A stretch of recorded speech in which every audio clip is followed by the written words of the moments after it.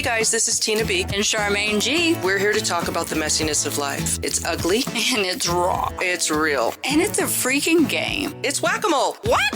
Whack-a-mole. Whack-a-mole! Whack-a-mole. Whack-a-mole! This is us. And our gift to you. That looks pretty. Thank you, Tina. Hello. Hi, guys. Greetings and salutations. Welcome to Whack-a-mole. I missed you. I know, I missed you too. Okay. I don't know if our 5 or 10 listeners missed us. I'm hopeful.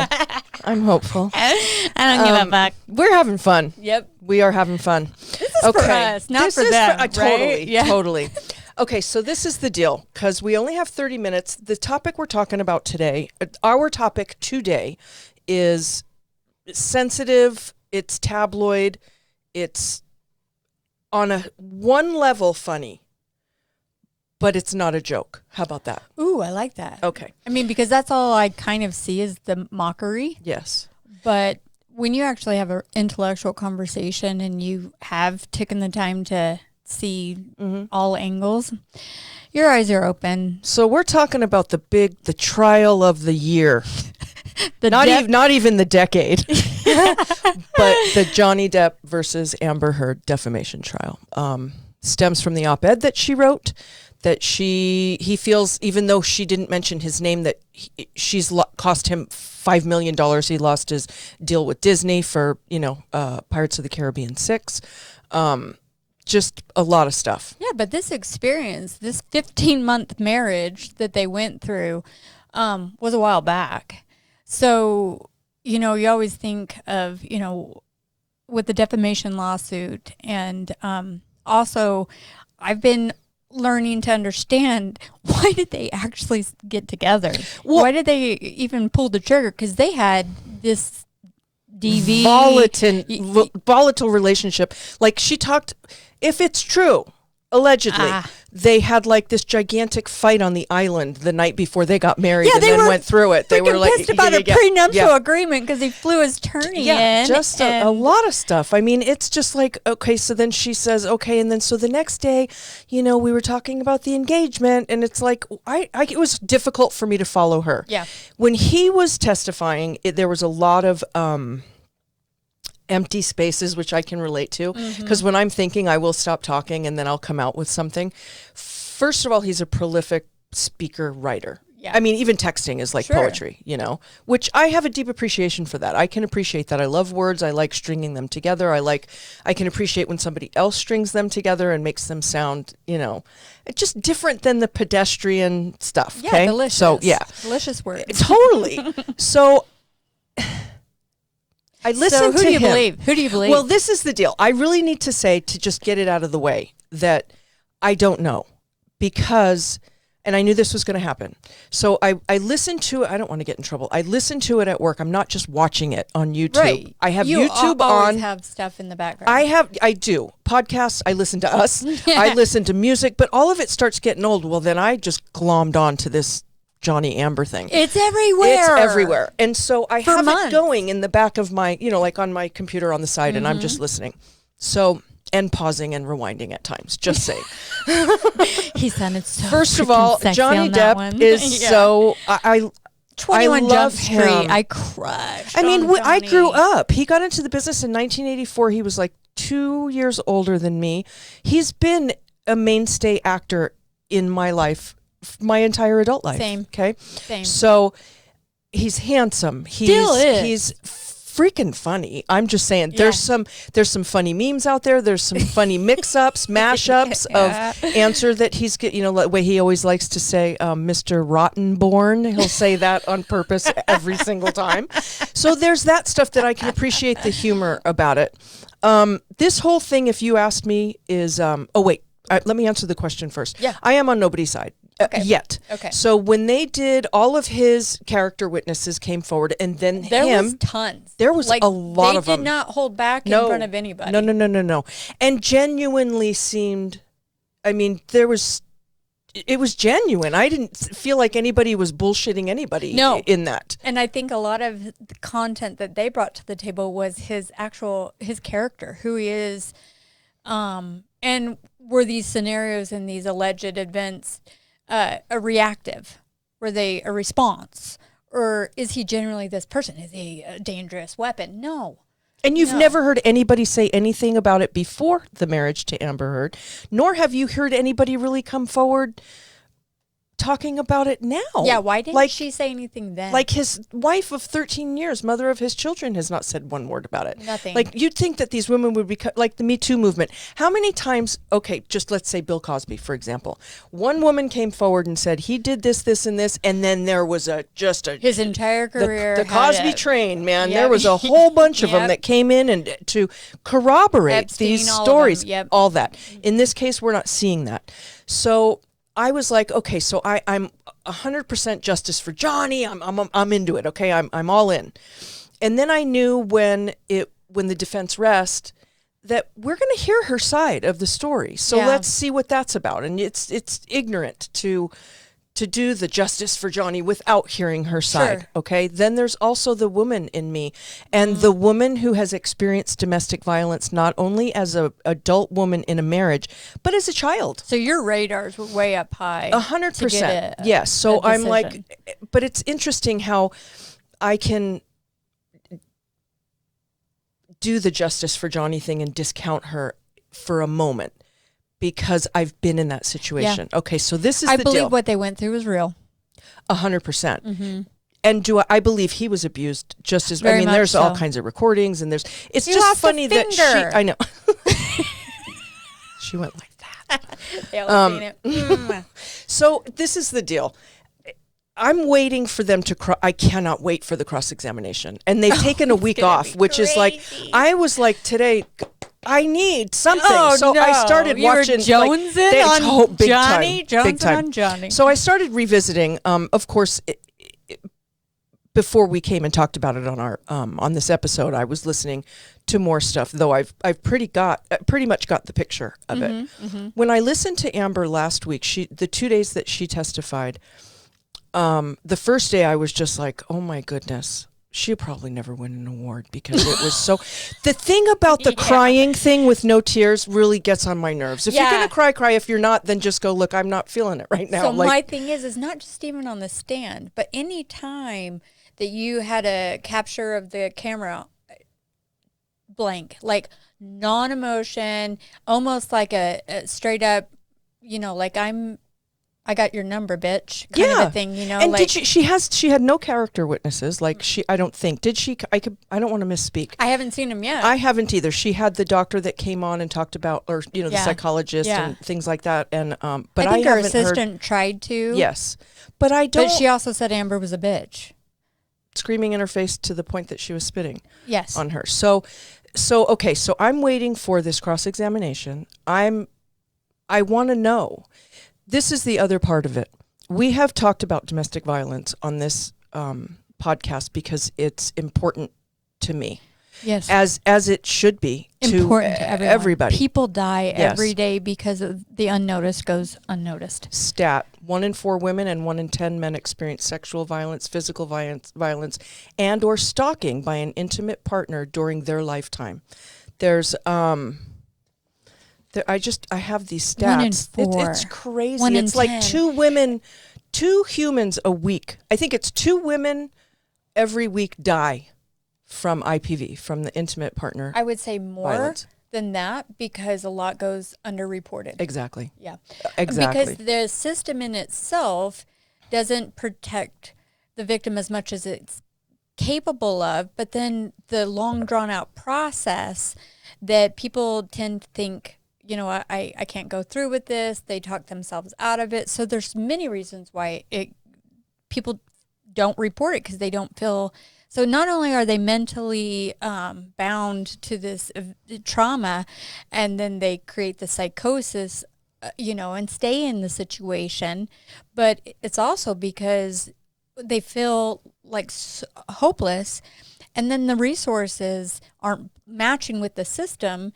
And so really, it's almost like, this is what I signed up for. This is my life. Yeah, the whole dynamic can be very deceiving, and it can be very isolating. Yeah. I say that from personal experience. Now, if you guys want to know, there's an episode on domestic violence that we covered, and I got vulnerable. I got in there and talked about you did. What that was like for me, and in a very particular experience. So, which I relived last week when, Really? yeah. And I have to say, it's not a crying thing. It was more of an anxiety thing that when I got home and all was said and done, showers were taken, dinner was done, and we were kind of relaxing in the living room. And, Greg asked me, are you okay? And, instead of giving the standard, of course, or yeah, I'm fine. I said, no, I watched this testimony where she talked about the part where she said, true or not, allegedly, Johnny chased her, sort of fought her around the house. And by the time it got to a certain place, she was nude. She had like a nightgown on. I run or a around robe, in stripple. I'm fighting all the time. That's what I do. Like, can you guys just see that? I'm just going to close your eyes and get a visual of that. You're welcome. So she stated that, but as I'm listening to it and listening to it and listening to it, and I didn't feel so much triggered in the moment. I was working too, but it wasn't until I got home that I just felt funky. And it really took me a minute before I thought, oh, well, I listened to this testimony and it triggered, the body remembers. Oh, yeah. I'm not in that anymore. And so does it trigger a bunch of tears? I mean, I could sit here and work something up for everybody, but Can you do the bee thing? My dog was bit by a bee. I had to go to the vet. Out in Hicksville. So this is the deal. I see that this material is triggering for people. And I don't think a lot of people are even seeing that window. Like, because of the dramatics, because of the... I agree. Go ahead. Yeah, I mean, ultimately, you put yourself out there. You choose to be in that industry as an entertainer. You're on public display, and you're eligible for any type of scrutiny, even if you're Mother Teresa. So I don't think a lot of people are seeing how sensitive of this horrible event in their lives that we're all creating, potentially a mockery of it, but how the ones that are victims, current, past, all of these that are suffering by even going home after to my happy place, years of work and healing, and almost going, whew, that hit me. Yeah, it totally did. And it takes me back to that phrase, the body remembers, which I just said a minute ago, is that I started to feel it like I was a little more panicky. I was a little more on edge. And then when it all kind of came together, and I told Greg, and we didn't have a big discussion about it because I thought, do I want to just continue to spoon feed this animal? First of all, it's a part of my past. I like to take it out and use it and talk about it when I'm serving others. Yes. I don't like to dwell in it or sit in it for any other reason other than serving others. I don't want to glorify it. If you felt I've done that, I apologize. That's never been my intention. Not at all. I just But so it I just kind of put it away. Emotion, no matter how much time you have under your belt. It did. There was a time that it probably would have evoked tears in me because I was still emotionally attached to that marriage in whatever way that was. I am no longer attached in that way, so it doesn't produce that. It just, when I'm reminded of that, it triggers me in a physical way. It just does, and I can't not. You can't not. I can't not experience that. I can't not. You can't forget. Yeah. No, you cannot forget. That's not something that that you just. I prefer to that particular incident. I can talk about domestic violence all day long, and I like to use my experience. Do I want to get into down and dirty and state very specific things no, that's not important. The fact that it happened to me and I am a survivor. There's that. And I've survived a lot more than that, though, too. Do you know what I mean? Yeah, I mean, I I came out of a childhood of that. You've survived. We survived divorce. We survived, like, all kinds of stuff. And I think for me to survive something means that I'm just not wanting to go to sleep forever, because there are those hopeless... Where you can't get out of the bed. Totally. Yeah. I don't want to get out of bed. Well, one of the things that I take from this case is I'm very big at watching people's behavior. Are they matching their words? And are they, matching the emotions the same? And it's not there for me yet on on him, you know, when they were in their marriage, he was heavy in use. I mean, he had been for years, but for him to actually be clean on this end of it, so his mind is operating on a different caliber. Now, what's the motive? Because she got $7 million in their divorce, and that was part of the prenup, right? And one of the agreements of it was that she was going to donate to the ACLU on an annual basis. That's not happened. Okay, so she's not got a good track record. And then now, because of the op-ed and his, you know, Jack Sparrow, man, I wish he's iconic. Oh my gosh, I just want to date with him. I want to date Jack. I just want to have some rum with him. on deck, you know, on deck. I want to drink with this guy. She has done a wonderful job, and I think about this, and I think it's because I have struggled with addiction, and at least 3 men in my life that I've loved dearly have either died from the disease, from that same opioid addiction, or are currently still suffering. Period. Okay, and so it's a slow. So if she wanted to let the nation know that he was an addict, and this is how addicts act when they are addicted. Yeah, you know, nodding out. Everybody knows heroin addicts, opiate people nod out. And drinking a lot of booze, making these animalistic noises because you're sort of on some level like not conscious, you know? Yeah. So she's proven that. She's proven that, yes, he was a drug addict. Yes, he was out of control with that. Yes, he abused them. He whatever.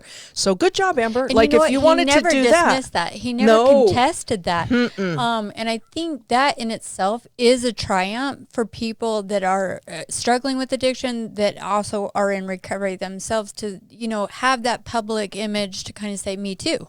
Yeah. You know, so hats off to him, because that gives a lot of strength to ones that are suffering. But it doesn't dismiss his actions during that use period. I also think that, you know, when there's other forms of abuse, not just the physical. I mean, there's evidence and there's tapings of she is like full-blown narcissistic biatch. I mean, she's full on like, you fat old man, and all those things. That there was no love there. So the whole intent of this is money driven. You know what I'm saying? Oh yeah. Because it could have gone on. Like they could have just parted ways and never, you know, lived with those demons and never got into it. But yes, he filed a lawsuit because of the damages, and she's got a counter lawsuit. So this isn't going to be over anytime freaking soon. The point of this is to kind of say, you know what, they're human, and it happens everywhere. You know, alcohol, drug abuse, domestic violence, sexual violence, emotional abuse, mental abuse. There's children involved. It's so interesting that if anybody thought that domestic violence was only in the lower class people of our society, they are clearly misguided, let's say, you know. Well, then it's not discriminate. They also put the women, only women get their shit beat out of them. No, by any means. And it takes its toll, because you get paralyzed when you're first in shock. I will admit, when we did the sexual assault, and we planned to do part 2, but I'm going to table that. It was an unexpected experience for me. I wasn't planning on it, but I have work to do. I'll just put it that way. I have work so we brought it up, and that happened. That's the gift and the problem right there, you know. Isn't it? And so I almost, even though 15, 16 years have gone by, and I didn't do anything about it, that like I almost feel ignorant, but you have that same effect of like shock, you know. And if people are being desensitized and mocking domestic violence and sexual violence and all these things, what about the ones that are actually trying to build the other ones that are hurting and suffering? Like, what do we do about kind of not making it to be such a freaking drama? Like, it's a circus right now with this case. So is she entertainment? It's pure entertainment. Is she defaming people who, I don't like the word victim, and I will not use it as often as I possibly What's another word?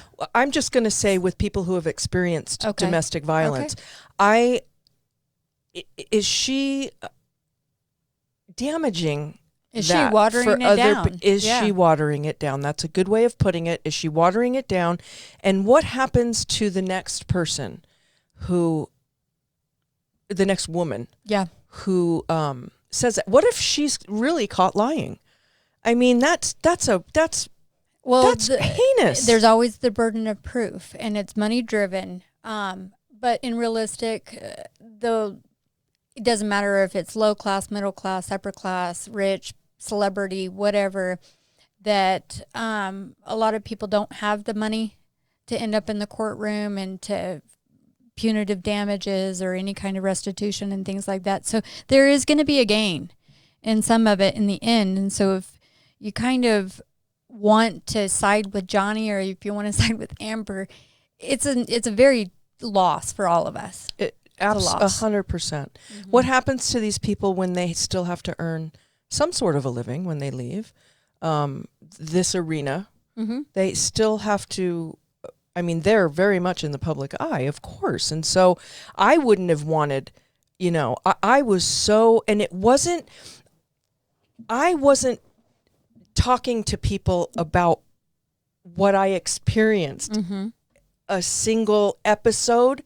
I wasn't talking about that shit. There's no way. I was so ashamed because it was my fault. And let me go further than that, because that's a sort of a blanket statement.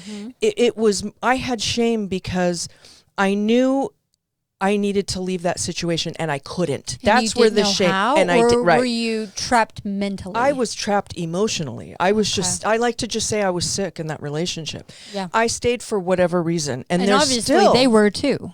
100%. Yeah. So there's still that stigma attached to that. There's that shame of it's like when you're, it's easy for him to see those pictures and videos of him, passed out or nodding off or whatever, because he's not actively engaging anymore. And that's part of the recovery process. Yeah. So now it's like, I don't mind talking about it. I try not to exploit it, but it doesn't hurt to talk about it. If I'm serving somebody else and I'm not in it anymore. Yeah. When I was in it, I was like, to tell somebody that he was putting his hands on me and no. I wasn't going to talk about that. No, because it's honestly like, how do you survive at that point? Because then you're looking for an outlet, you're looking for an out, and you got to be prepared for that. You can't just escape. Sometimes you have to, because it's that bad. I am appreciative that you put this angle on it, just because I've been down the freaking vortex of the freaking TikTok rabbit hole, because there's some funny ass shit on there. There is. And it entertains the heck out of me. I'm not gonna lie. Sure. Do I feel sorry for them? It kind of really depends on the moment, because I kind of want to say that they've got a long road ahead of them, regardless outside of this trial or not. But there's so many more that are suffering.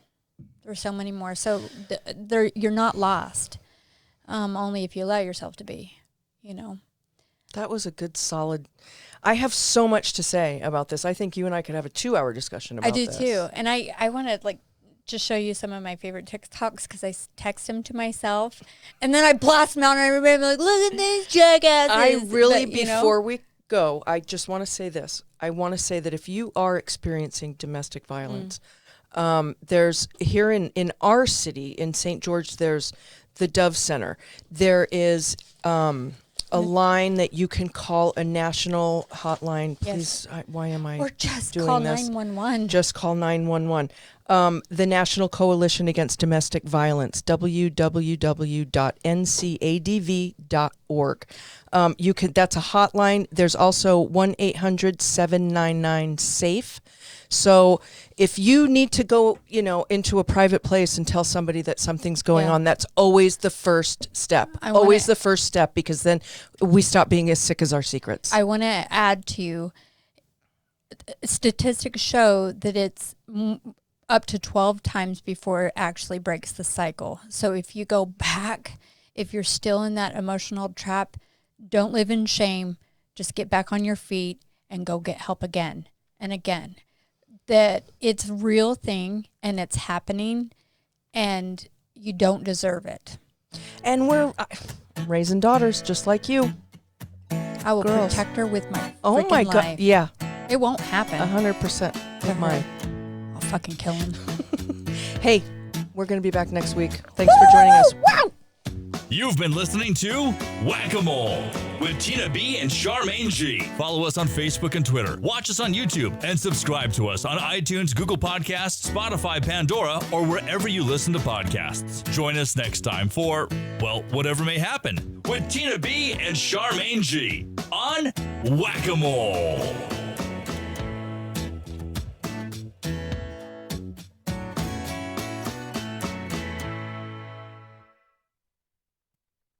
This has been a production from A Podcast Studio.